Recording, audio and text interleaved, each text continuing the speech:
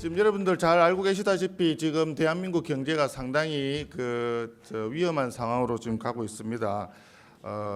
경제 성장률만 하더라도 한국은행마저도 2.2%로 지금 성장률 전망치를 내렸고요. 국제 IB들이나 이런 데서는 1% 수준으로 지금 보고 있습니다. 지금 모건 스탠리가 1.8%로 지금 전망을 하고 있고 ING 그룹은 1.5% 이렇게 굉장히 전망치가 좀 낮게 나오고 있습니다. 굉장히 위기감을 좀 가지지 않을 수가 없고 현재 문재인 정부에서 지금 하고 있는 경제 정책들이 상당히 문제가 심각하고 정말 잘못된 정책이었다 하는 것이 경제 지표로서 지금 입증이 되고 있는 그런 상황입니다. 실업률만 하더라도 지금 청년들이 지금 졸업하고 난 뒤에 직장을 못 구하는 비율이 상당히 높습니다. 청년층 154만 명이 지금 실업 상태에 있고 3명 중에 1명은 직장을 잡지 못하고 있다. 구직을 단념하는 구직 자체를 단념하는 청년층도 지금 58만 명이 된다. 이런 숫자들이 자꾸 나오고 있습니다. 얼마 전에 지난주였던 것 같은데 지난주 금요일 날 블룸버그 통신에서 나온 자료를 보니까 한국의 정말 이 잘못된 사회주의적 실험으로 인해 가지고 대한민국 경제가 외부 문제가 아니라 내부 문제로 인해서 망가지고 있다 하는 그런 기사가 나왔습니다. 지난 2년 동안 문재인 대통령의 사회주의적 실험으로 인해 한때 활발했던 경제의 이 야성적 충동을 약화시켰다. 이렇게 명시적으로 기사에서 언급을 하고 있습니다. 특히 재임 기간 동안에 소비자 신뢰도가 10년 만에 최저치로 떨어졌다. 그다음에 삼성전자, 롯데 등과 같은 대기업과 함께 베트남으로 이주한 국민들도 있다. 심지어 주식 투자자들도 동남아 국가에 투자하는 것을 선호하고 있다. 이렇게 지적을 했습니다. 정말 사회주의적 실험이라고 표현을 했는데 국가가 나서서 개인이 아무리 일할 의욕이 있고 능력이 있고 자기가 하고 싶어 해도 일하는 시간을 국가가 규제를 하고 또 정부에서 나서서 월급을 급여를 얼마를 줘야 된다라고 하는 것을 개입을 하고 결정을 하고 예를 들어서 전기를 생산하는데 아주 값싼 원료가 있음에도 불구하고 그 값싸고 질 좋은 원료를 쓰지 말고 다른 미세먼지도 많이 발생하고 오염도 심한 그런 원료를 사용해야 된다. 이런 것들을 정부에서 규제하는 것은 굉장히 심각한 사회주의적인 경제정책이 아닌가 이렇게 걱정하는 전문가들이 많이 있습니다. 이에 따라서 우리 자유한국당에서는 지난 5월 9일인가요? 우리 경제 실정 백서를 이미 발간을 한 바 있습니다. 일명 징비록으로 이름하여 경제 실정 백서를 발간을 했는데 그 경제 실정 백서에서 현 정권이 잘못하고 있는 경제 정책들을 지표를 이용을 해서 집대성한 바가 있습니다. 그 이후에 이러한 실정을 지적하는 것에 그치지 않고 나아가서 다시 한국 경제를 다시 도약으로 비상할 수 있도록 하기 위해서는 어떤 정책을 해야 되느냐 해서 이 2020 경제 대전환위원회가 6월 달부터 구성이 되기 시작을 했습니다. 그 경제 대전환위원회의 가장 중심이 되는 중추가 되는 분과가 우리 활기찬 시장 경제 분과가 아닐 수 없습니다. 대한민국은 자본주의 시장 경제 체제를 수용하고 있는 나라이고 그 시장 경제의 장점을 최대한 우리가 활용함에 따라서 지난 70년간 한강의 기적이라고 일컬어지는 경제 성공을 이루어 왔습니다. 그랬던 역사에 최근에 와서 잘못된 사회주의적 실험으로 인해서 국민들이 모두 고통을 받는 그런 상황에 놓이게 되었습니다. 정부가 또 국가가 나서서 취약계층들을 없는 사람들을 위하는 정책이라고 해서 최근에 경제정책들을 펼쳤지만 사실은 그 경제정책의 결과로 없는 사람들이 더 힘들어지는 그런 결과가 났게 되었습니다.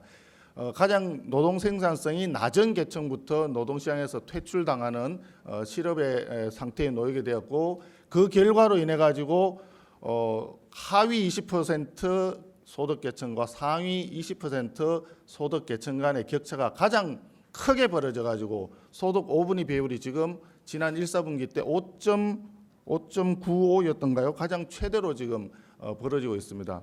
그래서 이러한 문제들을 바로잡기 위해서 우리가 새로운 경제 대전환이 필요하고 지금 잘못된 경제 정책을 바로잡아야 된다 하는데 많은 전문가 분들과 경제학이나 경리학이나 법학을 전공하시는 교수님들이 동의하셔서 지금 활기찬 시장경제분과가 오늘 드디어 토론회를 할 정도로 1차 초안에 지금 작성이 거의 마무리 단계에 들어왔습니다. 오늘 사실은 발표하시는 자료들이 최종 자료는 아닙니다. 아직까지 더 많은 수정과 보완과 검증이 필요합니다. 그래서 오늘 발표해 주시는데 참여해 주신 우리 교수님들께 대단히 감사를 드리면서 한 번 더 업그레이드 할 수 있는 기회를 가졌으면 좋겠고 또 방청해 주시는 방청석에 앉아 계시는 분들도 오늘 발표된 내용에 여러 가지 의견들이 있으실 겁니다. 고견을 좀 제시해 주시고 하면 그 자료들을 모아서 최종적으로 정리해서 정말 우리가 시장을 살리고 시장을 살림으로써 경제가 살고 대한민국이 살고 국민이 살 수 있는 그런 경제 정책을 수립하는 데 도움이 되도록 하겠습니다. 플로에 계신 분들도 기탄 없이 부담 없이 정말 고견을 좀 전해 주시기를 바랍니다. 또 귀한 시간 내서 토론에 참석해 주신 이 자리에 앉아 계신 모든 분들께 거듭 깊은 감사의 말씀을 드립니다. 고맙습니다. 우리나라 경제에 대한 경고음 지금 굉장히 많이 울리고 있다 이런 생각이 듭니다. 그리고 지난 2년 동안 가파른 내리막길을 걸었던 것도 분명한 것 같습니다. 특히 경기 변동 자체도 2017년 6월에서 9월 사이가 정점이었다라는 것이 이제 확인이 되고 있는데 벌써 2년 동안 계속 내리막을 걷고 있는데 그 내리막을 걷고 있는 동안 나온 정책들은 뭐 소득주도 성장, 최저임금, 주 52시간 탈원전, 4대 강보 해체 뭐 이런 식의 정책들이 나오면서 이 경기의 흐름하고는 완전히 반대로 가는 그런 그 측면도 있어서 최근에 통계청에서 이제 분과위원회에서 이 경기의 정점과 저점을 한 2년 내지 3년 지나면 확인을 하면서 결정을 하는데 그 정점 피크가 2017년 중반 즉 이 정부가 출범하던 시점이었다는 걸 확인하는 것을 자꾸 미루고 있더라고요. 그래서 그걸 확인하는 순간 그 정책 그동안 쓴 게 이 경기 흐름과 너무 반대가 된다는 사실이 확인이 될까 봐 좀 찝찝해서 그런지 이거를 확인을 하는 거를 자꾸 미루고 있는 걸 보면은 다시 뒤돌아보면 그때가 정점이었던 것이 확실한 것 같다는 생각이 듭니다. 미중 간 무역 갈등 문제, 그다음에 기업 입지 조건 약화. 그래서 사실 기업들이 열심히 활동을 할 수 있는 그런 그 장을 만들어줘야 되는데 거꾸로 이제 입지 조건이 자꾸 나빠지니까 국내로 들어온 외국인 투자는 20조 원이고 나간 내국인이 해외에 나간 게 60조니까 딱 20대 60 딱 3배. 그래서 기본적으로 이 숫자가 많은 것을 보여주고 있지 않느냐 그런 생각이 듭니다. 또 하나는 이제 미래 세대를 위한 배려가 없다는 거죠. 한마디로 연금 문제, 보험 문제, 건강보험 문제, 그리고 공무원, 군인 연금 충당 부채만 940조 원이니까 1000조를 지금 거의 가까워지는데 또 공무원을 17만 명을 늘리겠다 이러면은 그분들의 연금만 해도 130조가 되는 상황이라 어떻게 보면 참 굉장히 답답한 상황이고, 그리고 젊은 세대들, 미래 세대들이 이렇게 그 미래 세대에게 부담을 많이 안기는 정책들을 추진하고 있는 것을 보면서도 지지가 줄어들지 않고 있는 이런 모습을 보면 좀 아이러니하다 그런 생각이 듭니다. 기본적으로 공기업 부채도 지금 40% 국가 부채가 약 GDP 40%지만 공기업 부채 합치면 60%로 금방 늘어나는 것이고, 여러분들 잘 아시는 대로 OECD 국가들 단순 평균은 한 100%쯤 되지만 그 중에서 미국 같이 이렇게 기축통화를 발행하는 나라들, 또 일본 같은 또 준기축통화를 발행하는 나라들, 이렇게 자기네 나라 돈이 아주 힘 있는 그런 나라들 빼고 기축통화가 아닌 나라들만 다 합계를 해보면 약 한 55% 정도 된다 이런 결과가 있어서 어떻게 보면 지금 우리나라 국가부채 비율이 비기축통화국으로 보면은 거의 턱에 찼다, 그렇게 함부로 늘릴 수 있는 상황이 아니다라는 것이 분명한 것 같습니다. 국가 우선주의, 설계주의, 그리고 전체를 보지 못한 파편적, 편린적 정책들 이런 부분도 분명하고 인구 감소 시대에 맞는 운영 체계 이것도 좀 상당히 아쉬운 상황이다라는 생각이 듭니다. 올해 내국인만 기준으로 보면 사망자 수가 이제 출생자 숫자를 더 많아지는 이제 이런 상황이 와서 이제 올해 처음 이제 내국인 기준으로 인구가 줄고 이민자를 합치면 한 10년 후부터 이제 줄어들게 되는데 이민자 빼면 올해부터 줄어드는 상황인데 이런 상황에 맞는 운영 체계를 만들지 못하고 있는 모습이라 이런 부분을 좀 정부 제도라든가 또는 그 여러 가지 그 정책이 따라가야 된다라는 생각이 듭니다. 가계부채와 자산에 대한 관리 이런 부분도 좀 제대로 이루어지지 못하고 있는 상황이다. 이런 면에서 볼 때 활시위가 좀 제시하고 있는 많은 비전들 또 정책들이 좀 의미 있는 것이 아닌가 그런 생각입니다. 그래서 일단 비전 및 목표로서 중간적으로 이건 뭐 개인적 의견이고 아직은 저 당의 공식 의견으로 채택이 된 건 아니기 때문에 개인적 의견을 기준으로 말씀을 드리고 있습니다만은 비전은 세계 속 경제 강국으로의 제도약이라는 개념을 한번 생각을 해봤습니다. 그래서 이런 그 세계 시장 내에서 그리고 우리의 그 위상 이런 게 너무도 지금 떨어지고 있다 이런 생각이 듭니다.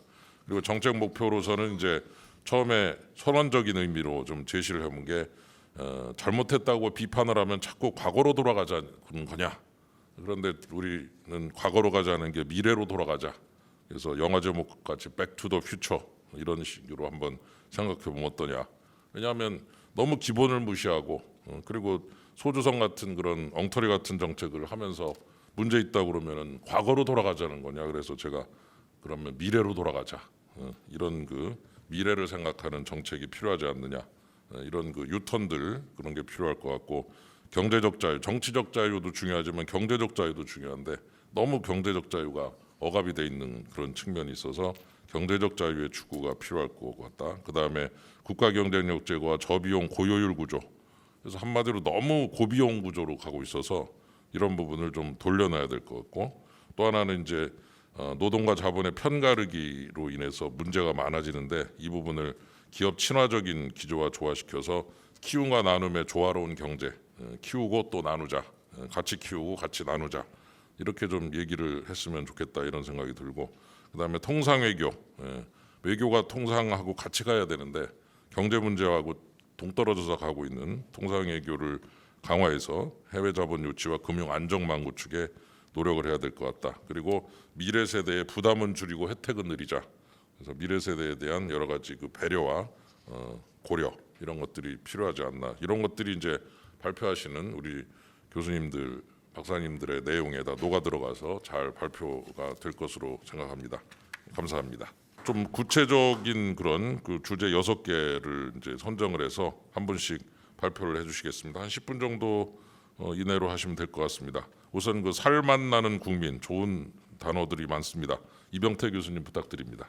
뭐 시장 소득이 그 문재인 정부가 그 최저임금 제도의 부작용에 대한 인식이 너무 없어서 개인 소득하고 가계 소득과의 관계에 대한 인식이 너무 희박합니다. 그래서 최저임금을 올려주면 고용이 줄어들면 노동시장에 남아있는 사람의 개인 소득은 올라가지만 실제적으로 가게에 일하는 사람이 줄기 때문에 가계 소득은 준다라고 하는 이 역설을 무시한 것이 이제 우리나라의 그 가계 소득의 큰 문제로 또 이번 정부가 더 문제를 악화시켰다 이렇게 볼 수 있습니다.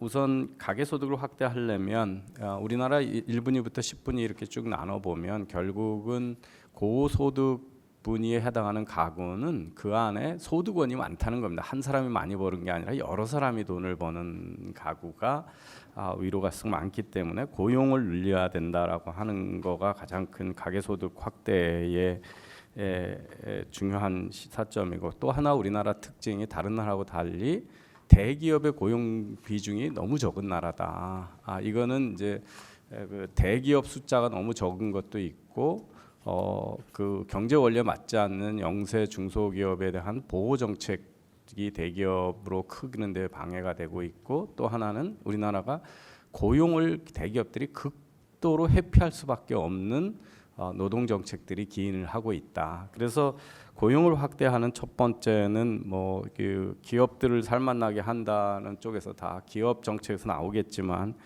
규제를 혁신적으로 개혁하지 않으면 안 된다. 그래서 새로운 사업이 많이 일어나게 해야 되는데 그 중에서도 저는 우리나라의 제조업의 고용 비중은 앞으로도 계속 줄 수밖에 없는 우리 이 나라의 그 국제 경제에서 위치가 그렇게 돼 있습니다. 3만 불 국가에서 우리나라가 지금도 압도적으로 다른 나라에 비해서 제조업 고용이 높은 편에 속합니다. 그래서 앞으로 더 빨리 줄어들 거다. 그렇다면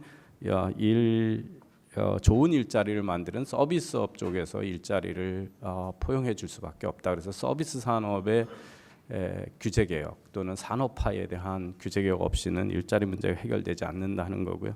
기업이 고용 친화적으로 바뀌기 위해서는 독일이 했던 것 같은 한국형 하르츠 노동 개혁을 할 수밖에 없다는 겁니다. 그래서 대기업이 노동 고용 친화적으로 바꿀 수 있도록 해야 되고, 그래서 이런 것들을 선언적인 이야기보다는 좀 구체적인 목표를 내걸었으면 어떨까 하는 생각을 갖고 있습니다.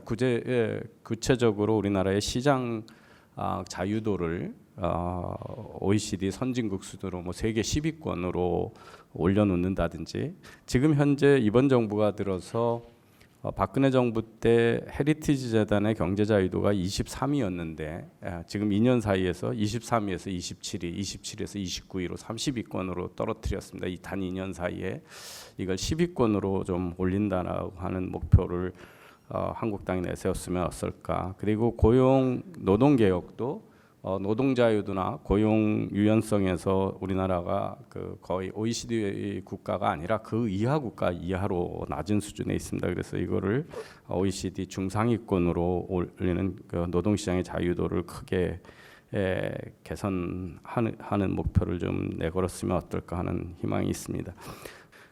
세제 혜택이 지금 연소득이 2천만 원인가 3천만 원 이하, 그다음에 평수도 국민주택 이하에 한해서만 지금 세금 감면 제도를 하고 있습니다. 그래서 중산층이 큰 집을 사는 거에 대해서 세제 혜택을 이렇게 리미트 없이 확대하는 거. 그다음에 2분만 더 쓰시죠. 예. 아이고, 좋은 내용인데 좀 시간이 죄송합니다. 그래서 주택을 획기적으로 소유하는 방법이 있고요. 연금을 공적연금, 국민연금에 목매달고 그거가 보호해주겠다는 잘못된 생각을 가지고 있어서 국민연금, 기업퇴직연금, 개인연금의 삼중화를 유도하기 위해서 과감한 세제 지원을 해주는 제도로 그 부의 축적을 도와야 된다고 제안하고 있습니다. 빈곤 퇴치에 관해서는 그 빈곤층의 기초연금을 확대하고 최저임금 지원에 사용하는 고용안정기금을 폐지하는 대신에 빈곤 가정에게 근로에 비례해서 주는 근로장려세제 EITC를 대폭 확대하는 거, 그리고 중등고육도 그렇고 저소득층한테 취업훈련과 더불어 경제금융교육을 강화해서 빈곤층에 빠지지 않게 하는 거, 그다음에 자영업 영세업을 구조조정을 통해서 자영업의 고용 비중을 줄이는 것이 우리나라 빈곤층을 줄이는데 되게 중요하다. 그래서 여러 가지 제안을, 자영업을 줄이는 것에 대한 제안을 하고 있습니다. 처분 가능 소득을 늘리기 위해서는 정부가 할 수 있는 게 그렇게 많지 않은데 세금 감면이 가장 크다. 그래서 종부세 폐지, 부가세 인하 또는 소비세로 전환해서 인하, 특소세의 전면 폐지, 부동산 거래세 인하 등을 통해서 중산층의 세금을 감면함으로써 가처분 소득을 올리고요. 외국에는 가족 단위로 합쳐서 소득 정산을 함으로써 우리와 달리 교육뿐만 아니라 출퇴근하는 교통비까지도 다 하고 가족 부양에 관한 세금 감면 제도를 하고 있습니다. 그래서 우리도 조인트 파일링 제도를 도입해서 가족 부양에 관한 비용을 과감하게 세제 혜택을 주는 것. 구체적으로 주택 비용은 우리나라 가계의 큰 비중을 차지하는 항목은 주택, 교통, 에너지, 교육, 의료 비용입니다. 그래서 각각에 대해서 주택 비용을 줄여주는 것은 아까 말씀드렸던 주택 융자에 대한 금융비용 세제 확대하는 거, 그다음에 교통비는 차량 공유제 등을 활성화해서 차량의 소유를 줄여주는 쪽으로 가져가야 되지 않을까. 에너지는 시장 기반으로 에너지 비용을 절감할 수 있는 방법은 에너지 효율화에 대한 투자에 대한 를 유지해서 전기를 덜 쓰고도 에너지 효율이 높은 가정 환경을 만들어주고, 교육비는 대부분 자꾸 그 수업료에 집착하고 있는데 지방 학생들은 수업료보다는 그 주거 비용이 가장 크게 됩니다. 그래서 학교 내 기숙사 또는 주변의 다양한 주택 공급 확대 정책으로 교육비를 감소하는 방법. 의료 비용은 지금 실손보험의 세제 지원을 강화해서 아웃 오브 파켓 비용을 줄이는 방법, 이렇게 제안을 드렸습니다. 마지막으로 건강한 가정을 대한 거는 우리나라 자살 문제를 국가적 문제로 알고 자살을 앞으로 5년이나 10년 안에 OECD 평균 이하로 낮추겠다라고 하는 자살 문제를 총괄하는 장관을 하나 좀 두는 게 어떨까. 그래서 자살 퇴치 짜르 제도를 하나 두고요. 특히 정신 건강에 관한 획기적인 교육, 의료 제도의 혁신이 좀 있어야 된다. 그다음에 산업재해를 낮추기 위해서 안전 투자에 대한 지원과 장려금 제도를 강화해서 산업에서 그 산업재해를 줄이고 그런 의견을 제안을 드렸습니다. 이상입니다. 최근에 제 신문을 보니까 어떤 신문에서는 2018년도에 노동소득 분배율이 최고로 올랐다. 이게 소득 주도 성장의 성과이다라고 대서특필한 걸 제가 봤어요. 여러분들 동의하십니까? 깜짝 놀랐어요. 내막을 보면 기업의 이윤이 마이너스 2.0%로 줄었습니다. 기업 소득이 줄고, 피용자 보수, 근로자의 인건비죠. 임금 소득이 늘긴 늘었는데, 는 게 어느 정도 늘었냐면 박근혜 정부 4년 평균보다도 훨씬 못 미치는 그런 임금 증가율을 보였습니다. 자, 이게 소득주도 성장이라고 한다면 저는 그 반대로 가야지만 근로자들의 인건비도 올리고 그리고 우리 일자리도 늘릴 수 있다라고 하는 결론에 이르게 됩니다. 당연히 일자리는 기업이 창출하는 것이고, 기업이 일자리를 더 많이 창출하기 위해서는 중소기업이 중견기업이 되고, 중견기업이 대기업이 되고, 대기업이 글로벌 기업이 되도록 우리가 규제 혁신을 해야 된다는 겁니다. 우리나라의 많은 중소기업들이 그냥 중소기업 형태로 남아 있으려고 하는 유인을 자꾸 제공해서는 일자리는 더 이상 늘지 않는다 하는 인식입니다. 또 기업들이 고부가가치 산업에 종사하도록 함으로써 글로벌 경쟁력을 강화시켜서 더 나은 세계로 뻗어나감으로써 우리 근로자들의 소득이 증진된다. 이런 인식을 바탕으로 해서 저희가 몇 가지 이야기들을 내놓았습니다. 자, 현황은 어떠냐? 현황 인식을 해보면 여러분 다 아시겠습니다만은 경제 환경이 급속도로 악화됐죠. 이거는 대외 문제가 아니라 대내적인 문제입니다. 최저임금 인상으로 자영업을 거의 괴멸시켰고요.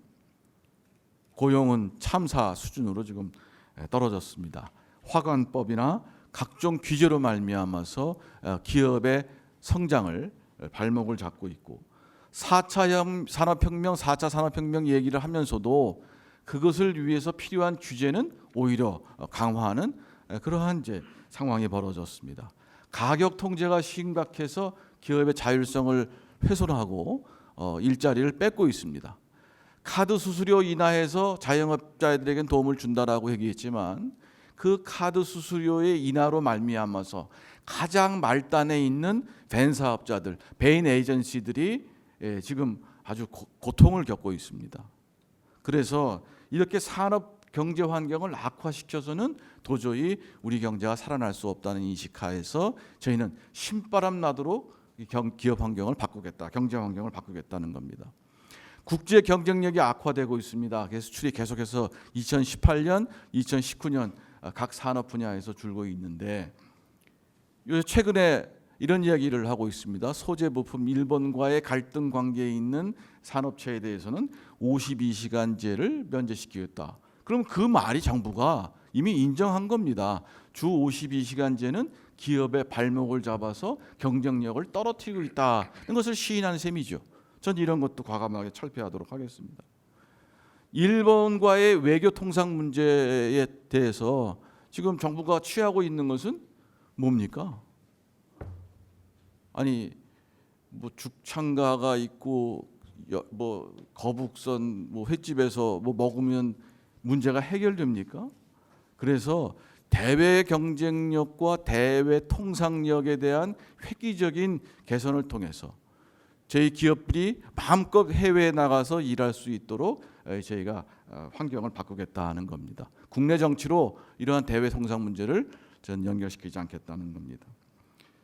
그리고 기업의 성장 동력을 확보하기 위해서 국가 연구개발 시스템도 바꾸겠다. 이러한 보관으로 저희 분과에서는 다음과 같은 정책 방안들을, 정책 과제들을 내놓았습니다. 첫 번째, 탈한국. 지금 기업들이 해외로 떠나고 있습니다만 탈한국의 주범이면서 기업인의 손발을 묶는 경제 관련법을 전면 재정비하겠다. 그래서 경영 판단을 존중하고 사적 자치의 원리에 의해서 경제 정책을 하겠다는 겁니다. 다음으로 가장 중요한 것입니다만은 요새 아직 되고 있지 않는 것이 자본시장 개혁입니다. 우리가 해외로 나갈 때 필요한 이런 자본들이 제대로 조달되고 있지 못합니다. 우리나라가 해외에서 굵직한 사업을 따도 그 자금 조달에 있어서는 다른 나라에 의존할 수밖에 없는 그러한 구조를 갖고 있습니다. 그래서 산업은행과 수출입은행의 개혁을 통해서 이러한 수출 기업들이 제대로 자금을 조달할 수 있도록 경쟁력을 갖출 수 있도록 전면적으로 개편을 하겠습니다. 또 운산 분리를 완화해서 이 은행이 자본력을 확충시켜서 많은 금융 소비자들에게 혜택이 돌아가도록 노력을 하겠습니다. 다음으로 WTO 체제의 약화 이후 양자 통상 체제를 강화하겠습니다. FTA가 지금 전혀 들리고 있지 않지 않습니까? 그래서 FTA를 조기 타결시키고 그리고 이러한 경제 영역을 확대시켜서 우리나라 기업들이 세계에서 마음껏 경영 활동을 할 수 있도록 노력하겠습니다. 저희 분과에서는 앞으로도 기업들의 여러 가지 요구사항 또 근로자들의 요구사항을 모두 담아서 정말 신바람 나는 기업 환경을 구축하는 데 일조하도록 노력하겠습니다. 이상 마치겠습니다. 스마트 정부 4.0을 저희들이 실행을 해야 된다 이렇게 생각을 합니다. 즉 부가세라든지 뭐 원천징수, 전자주민증, 각종 정서, 자격증 등은 전부 블록체인에 담아서 더 이상 서류가 필요 없는 이러한 한국 사회로 나가야 된다 이렇게 생각하고요. 또한 디지털 안전망 사업도 추진을 해서 커넥티드 카와 자율주행차 등 스마트 교통 인프라, 미세먼지 같은 것도 자동적으로 감시가 되는 이런 국가를 건설해야 된다고 생각하고요. 인텔리전트 국방, 국방도 첨단으로 로봇, 드론, 자율주행 이런 식으로 바뀌어 나가는 게 저희들의 꿈입니다. 그다음 또 하나는 이러한 디지털 기술을 활용을 해서 국가의 구조적인 문제를 좀 해결을 해보려는 시도를 해야 되지 않겠냐. 즉 스마트 시티를 건설을 한다든지, 그 다음에 고령층을 위한 스마트 케어, 그리고 스마트 기술 교육, 스마트를 통한 워크 창출 이런 등등을 스마트 정부 4.0에서 구현을 하는 게 좋겠다 이렇게 생각합니다. 두 번째 정책 목표인 디지털 창업 생태계 테크 코리아를 말씀드리겠습니다. 지금 현재 저희 생각에는 전국에 테크 코리아 클러스터를 한 20개 정도 좀 만들면 좋겠다. 지금 현재는 창조경제혁신센터라고 박근혜 정부 때 이제 만들어 놓은 게 한 17개 정도 있습니다. 좀 더 확대해서 20개 정도 만드는 게 좋겠다고 생각을 하고요.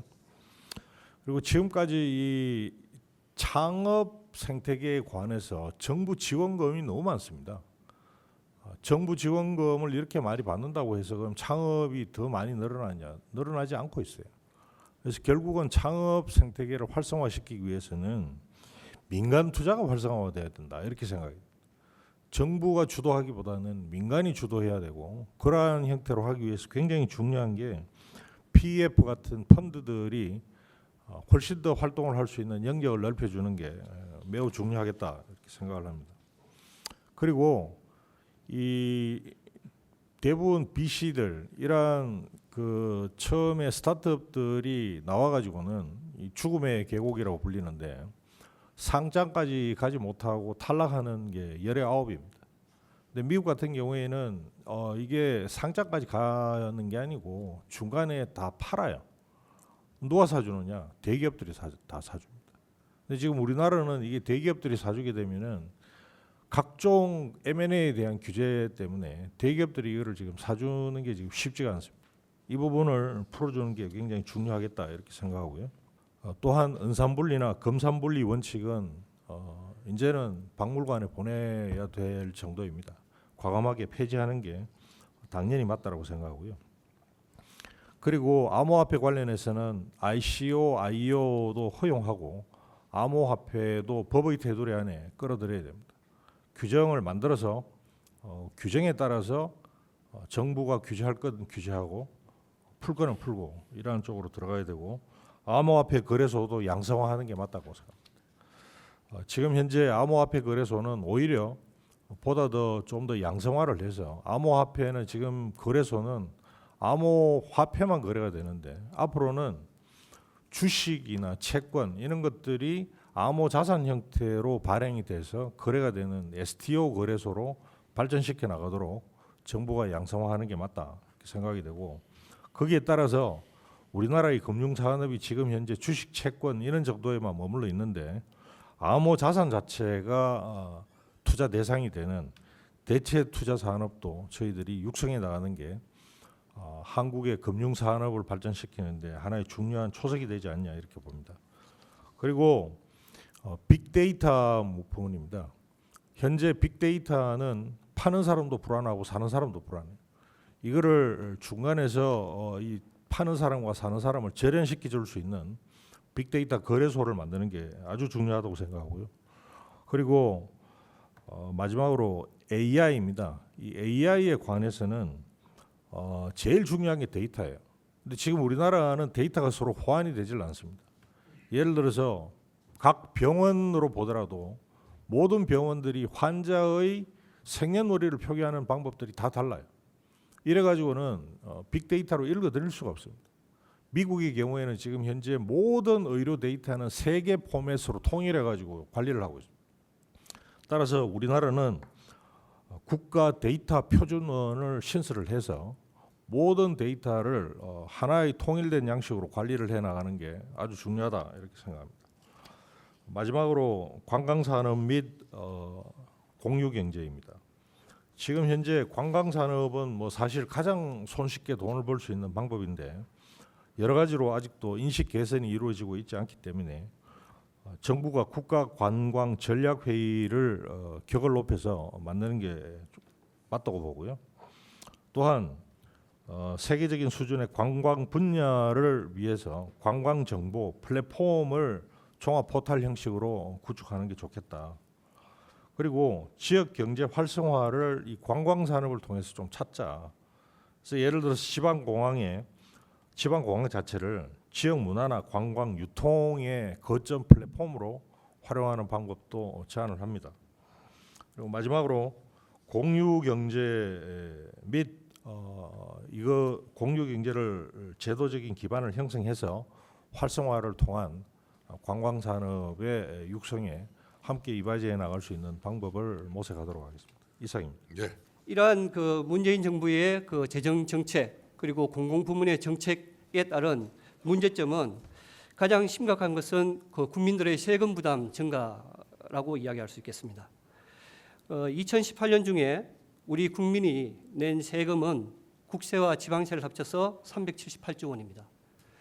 1년 동안 9.2% 증가했는데요. 잘 아시다시피 작년도 우리 경제 상황을 고려한다면 9% 이상의 그 세금이 증가했다. 이거는 상당히 문제가 될 수밖에 없다라고 이야기할 수 있고요. 두 번째는 더욱더 심각한 문제는 정부가 이렇게 재정을 확대를 해서 이것이 경제 성장에 도움이 되면 좋은데 오히려 경제 활력이 떨어진다는 겁니다. 여러 가지 연구 결과를 보면 정부가 민간 일자리 하나를 만들면 민간 일자리는 1.5개 줄어든다라는 그런 그 연구 결과가 있습니다. 이거는 우리가 과거 2년간의 문재인 정부의 일자리 정책에서 또 확인할 수 있는 그런 상황이라고 볼 수 있습니다. 즉 정부 재정의 구축 효과가 상당히 심각하게 나타나고 있기 때문에 재정 성수가 이미 마이너스로 바뀌었다. 네? 정부가 돈을 쓰면 쓸수록 경제에는 오히려 부정적으로 작용한다라는 그런 그 인식, 그 부분이 지금 상당히 지금 문제가 되고 있다라고 이야기할 수 있습니다. 또한 그 공공기관의 존립 기반이 지금 약화되고 있는데요. 그 지금 문재인 정부 이후에 사회적 가치라는 그에 공공기관을 투입하고 있습니다. 그러면서 공공기관이 고유의 역할을 하지 못하고 정부에서 내세우고 있는 그런 정책에 적극적으로 동조하는 그런 지금 모습을 보이고 있고 이것이 그 공공기관의 재정 상황을 악화시키고 또 그 공공기관의 어떤 존립 근거를 약화시키는 그런 걸로 작용을 하고 있다 이렇게 말씀드릴 수 있겠습니다. 또 대표적으로 예를 들어 주택도시보전공사가 최근에 중도금 대정 보출 한도를 그 9억 원으로 하면서 이 분양가 통제로 이렇게 이것이 작동되고 있는 그런 상황을 보시면 결국은 공공기관을 시장 통제 수단으로 활용하면서 시장 경제를 왜곡시키고 있는 그런 부분도 상당히 심각하다 이렇게 말씀드릴 수 있겠습니다. 그러다 보니까 공공기관은 좀 전에도 말씀드렸다시피 본연의 역할을 소홀히 하고 있는 지금 그런 상황이고요. 특히 이런 현상이 벌어지고 있는 그의 상당 부분이 결국 낙하산 인사의 어떤 폐해라고 말씀드릴 수 있겠습니다. 복지제도의 어떤 전면적 개혁인데요. 결국 시장 경제 원리를 적용해서 복지제도를 전면적으로 개혁하자라는 겁니다. 잘 아시다시피 복지 수요가 크게 증가하고 있고 그리고 우리가 지금 저성장 기조가 거의 고착화가 되고 있는 그런 상황입니다. 그래서 결국 복지 분야의 가장 핵심적인 내용은 지속 가능한 복지를 어떻게 우리가 설계할 것이냐라는 부분이고요. 이런 지속 가능한 복지를 설계하기 위해서는 결국 책임 경영 시스템 도입 그리고 복지의 산업화라는 시장 경제 원리를 여기에 도입하지 않고서는 이 문제를 해결하기 어렵겠다라는 그런 차원에서 시장 경제 원리를 적용한 복지제도의 전면적 개혁 이 역시 저희의 정책 추진 과제라고 할 수 있겠습니다. 세 번째는 공공기관 경영평가제도의 전면적 개편을 추진한다라는 부분입니다. 지금 현 정부의 공공기관 경영평가제도는 정부 정책의 수행 여부에 따라서 거의 전적으로 여기에 달려 있다 이렇게 말씀드릴 수 있습니다. 공공기관이 본연의 역할을 잘 하든 못하든 그거하고는 무관하게 정부가 내세우고 있는 사회적 가치를 충실히 구현시키면 즉 일자리를 많이 만들고 그리고 탈원전이라든지 문재인 케어라든지 이런 시장 파괴적인 그런 부분에 대해서도 열심히 하면 좋은 평가를 받게 되어 있습니다. 그러다 보니까 이 경영평가의 당초 취지를 무력화시키고 있는 그런 상황이고요. 실제 공공기관에 있는 그 종사하는 직원들이 기관 설립 목적을 실현하고자 하는 그런 의지가 상당히 약화되어 있는 그런 상황입니다. 따라서 저희는 공공기관의 평가 제도를 전면적으로 개편해야 되는데 잘 아시다시피 공공기관은 공기업도 있고 그다음에 정부 기관도 있고 그다음에 기타 공공기관도 있습니다. 여러 가지 성향이 다른 그런 공공기관들이 지금 섞여 있는 상황이기 때문에 이 평가 체제를 다원화시키는 것이 상당히 중요하다라는 부분이고요. 그리고 이 과다한 평가지 표수를 과감하게 축소하고 그리고 경영 상태를 객관적으로 평가할 수 있도록 하는 그런 장치들을 좀 많이 만들어 둘 필요가 있다는 부분하고, 그 다음에 기관장 재임 기간을 감안했을 때 우리가 장기 과제가 많은 기관들이 있지 않겠습니까? 그런 부분들은 1년 단위의 어떤 경영평가 제도에 그 문제점이 상당히 두드러지게 나타나고 있다고 볼 수 있습니다. 그래서 그런 경우에는 이 경영평가의 주기를 좀 장기화시키는 그런 방안도 하나 될 수 있습니다. 다음으로 민간 경제 시장 경제를 활성화하는데 공공기관이 기여할 수 있도록 하는 체제를 만들겠다라는 부분이고요. 이 부분에 대한 세부 추진 과제는 공공기관의 비중 축소라는 부분, 역시 공공기관의 어떤 민영화 부분과 그 다음에 신규 공공기관 진입을 억제하는 그런 방안을 이야기할 수 있고, 그 다음에 공공기관의 효율성 제고 정책을 다시 추진해야 된다라는 부분하고요. 그 다음에 낙하산 인사 방지를 위한 여러 가지 대책들을 저희가 제시했습니다. 마지막으로 제조업과 공공서비스업을 결합한 산업 클러스터 조성을 정책 과제로 제시를 했습니다. 여기에는 구체적으로 제조업과 공공서비스업을 결합한 산업 클러스터, 예를 든다면은 노인 간병 서비스하고 의료 산업 및 의료기기 생산업체를 결합시키는 그런 클러스터를 만들므로써 공공서비스의 효율성을 제고시키는 그런 방안 하나고요. 그 다음에 전문 대학원 그리고 전문 연구기관 등을 설립해서 이 공공서비스의 이 경쟁력을 높여가는 그런 대안을 제시했습니다. 우리 국내에서 탈원전 정책, 탈원전 기조를 유지하다 보니까 추가적인 그런 원전 수출이 불발이 됐고요. 그다음에 이제 UAE의 그 원전 운영 정비 계약 이런 것도 규모가 상당히 축소가 됐습니다.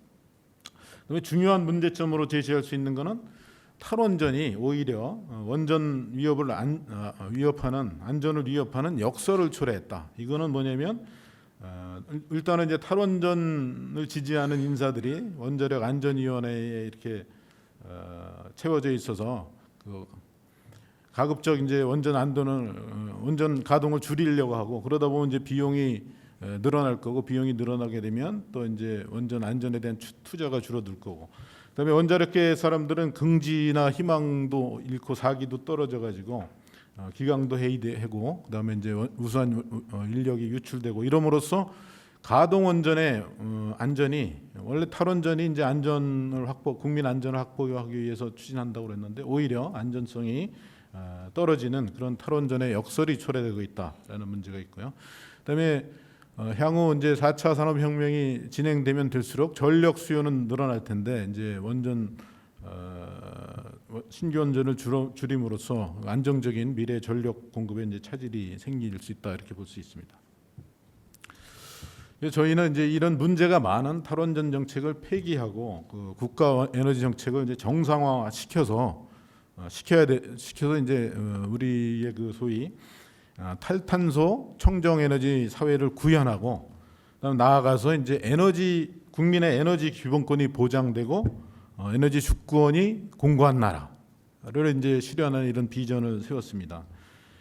국가 에너지 정책의 정상화는 첫 번째로 이제 그 탈원전 정책 폐기이고요. 이걸 이제 무탄소 청정 에너지 공급 확대로 대체하는 겁니다.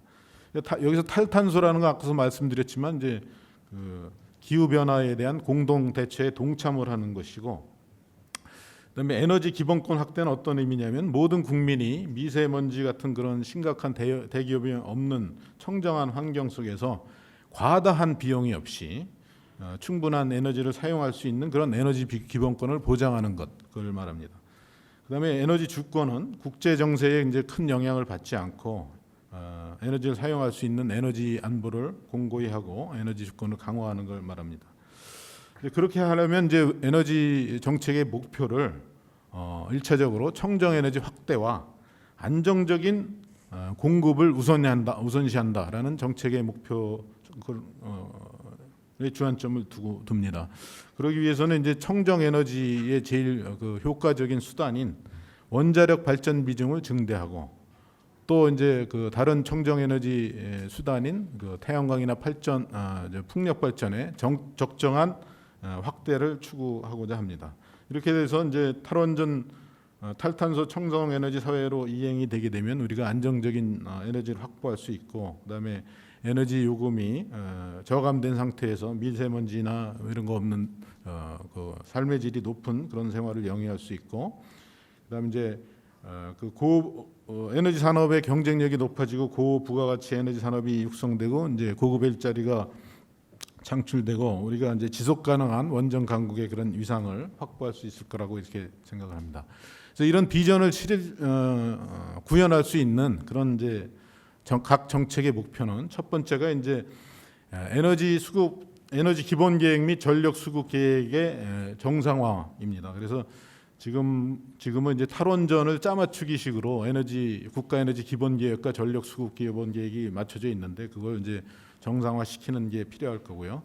그다음에 지금은 이제 비전문가들, 탈핵 인사와 비전문가들이 그 국가 에너지 정책의 그 거버넌스를 장악하고 있는데 이거를 이제 정상화시켜서 모든 그 에너지 기본 계획이나 전력 수급 계획을 에너지위원회 같은 데서, 에너지위원회나 국회 같은 데서 이제 심의를 하는 것을 의무화하는 그런 방향으로 관련법을 개정하는 걸 추진합니다. 그다음에 이제 원자력 그 안전 규제 전문성 제고를 실현해야 되겠는데요. 그러려면 이제 원자력 지금 현재 상태에서 원자력 안전 규제에서 여러 가지 그 비과학적인 편견을 기반으로 판단을 하는데 그런 걸 지향하고 합리적인 판단을 할 수 있도록 원안이나 이제 원자력 안전 규제 조직의 전문성이 강화된 그런 전문 인력을 보강하고 체계를 정비하는 그런 걸 추구하고자 합니다. 그다음에 중요한 것은 청정 에너지의 적정 조합의 구현입니다. 이게 말씀드렸지만 원자력이 청정 에너지 중에 하나고 이제 태양광이나 풍력도 다른 청정 에너지가 될 수 있는데 태양광이나 풍력은 그 간헐성이 문제고 고비용이 문제입니다. 그래서 그런 걸 고려해서 어느 정도 또 이제 그 전력망의 안정성 이런 것도 문제가 되니까 그런 걸 고려해서 적정한 그 에너지 믹스를 결정하는 적정한 조합을 구현하는 걸 또 목표로 삼아야 되겠고, 그다음에 이제 그 정부 범부처의 그 조직을 가지고 한국형 원전의 수출 증대를 도모하고, 그다음에 이제 그 원자력을 계속 지속 가능하게 사용하기 위해서는 사용 후 해결료에 대한 그 처리 처분 기술을 확실히 확보해야 됩니다.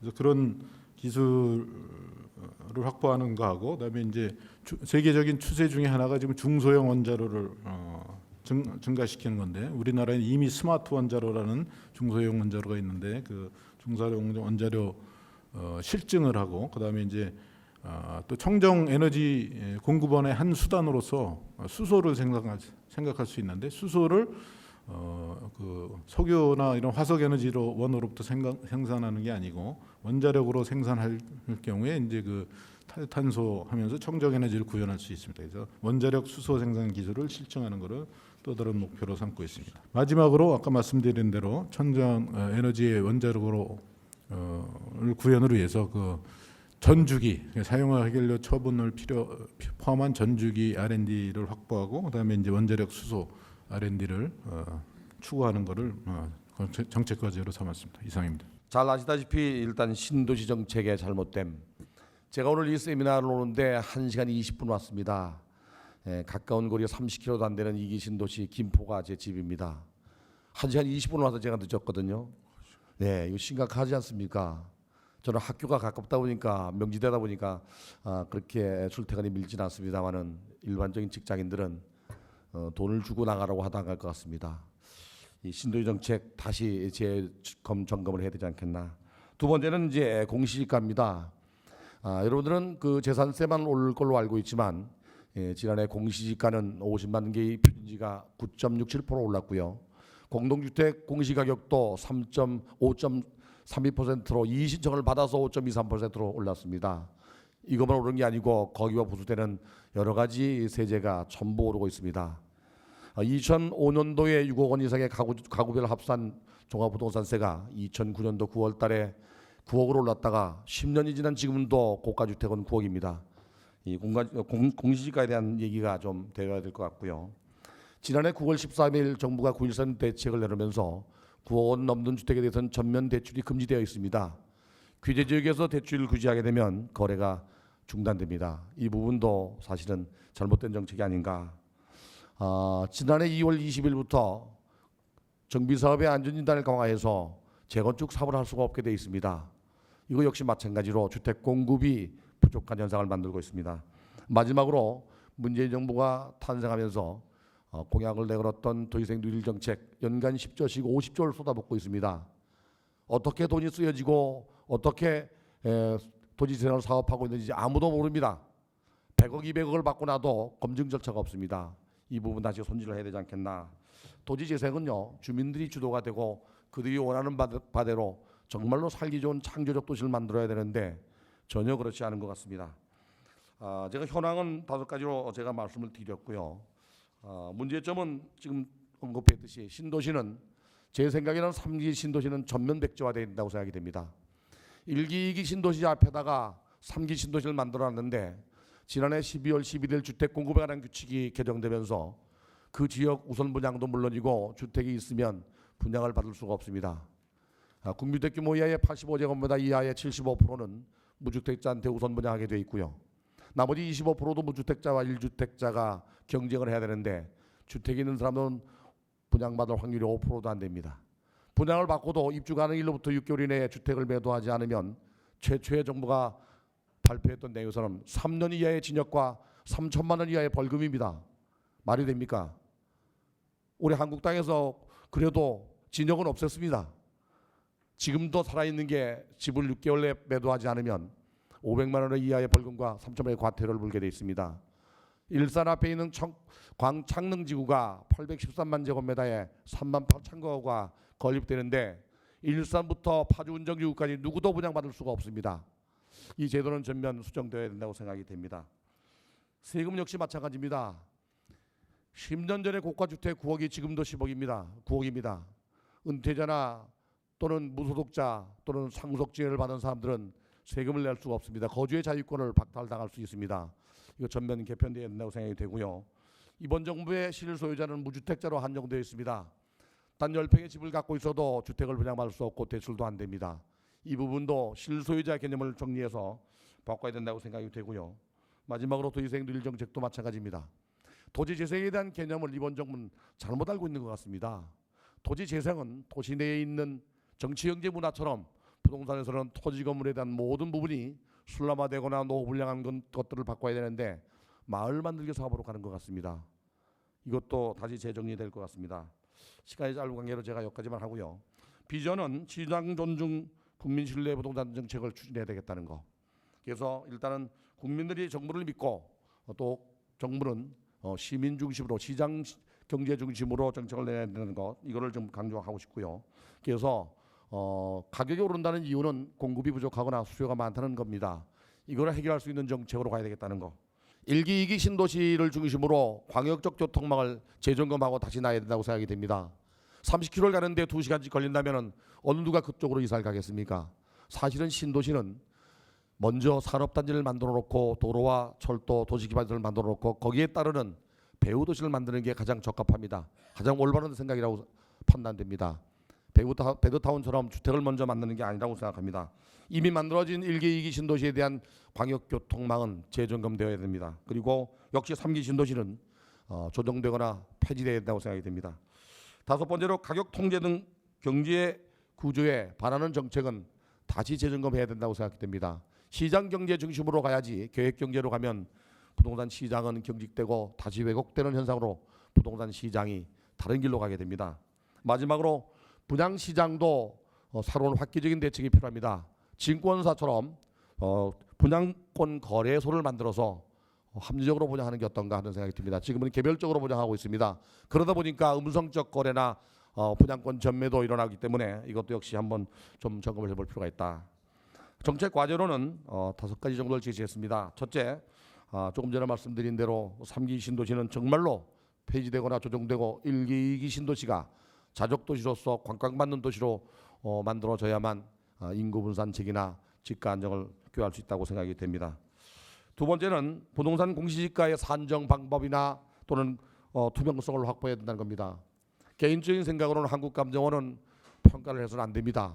그런데도 불구하고 주택 주택에 대한 공시가격을 발표하고 있습니다. 이것도 중장기적인 인상이 필요하지 갑작스러운 인상은 국민 반감과 또는 조세 저항이 또는 조세 전개가 일어날 수 있기 때문에 다시 한번 점검해야 된다고 생각이 되고요. 실수요자 중심의 부동산 대출도 강화해야 된다고 생각합니다. 일단은 신혼부부도 7년 이내 신혼부부도 집을 한 칸 갖고 있거나 지하방을 갖고 있어도 분양을 받지 못하고 대출도 안 됩니다. 이건 좀 불합리하지 않겠나 하는 생각이 들고요. 또지 재생사업 중에서도 재개발 재건축도 합리적으로 주택 공급을 늘릴 수 있는 방안, 또 주거 환경을 개선할 수 있는 방안, 그들이 원하는 방향대로 주택 공급 차원에서도 개발되어야 된다고 생각이 됩니다. 마지막으로 국가 재정 낭비 없는 도시재생, 투명성 있는 도시재생을 추진해야 됩니다. 지금 선도 지역을 100군데씩 선정하고 돈을 지원하지만 어떻게 쓰는지 전혀 모르고 있습니다.